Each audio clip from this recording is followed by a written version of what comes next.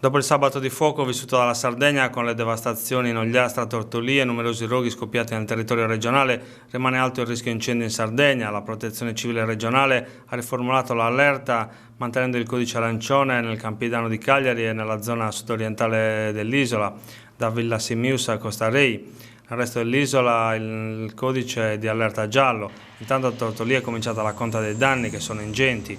Il comune si appresta a dichiarare lo stato di calamità naturale. L'incendio scoppiato tra sabato e domenica ha distrutto circa 800 ettari di macchia mediterranea e non solo, interessando il territorio che confina con le spiagge di Orrie e di Foglileoni.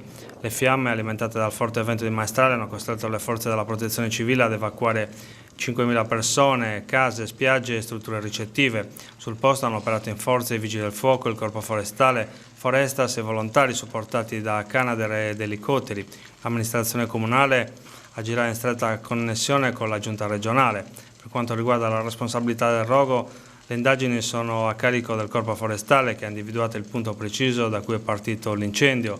Sta vagliando la responsabilità di un agricoltore che si sarebbe messo a bruciare sterpaglie in un periodo interdetto e soprattutto in una giornata caratterizzata dal forte vento.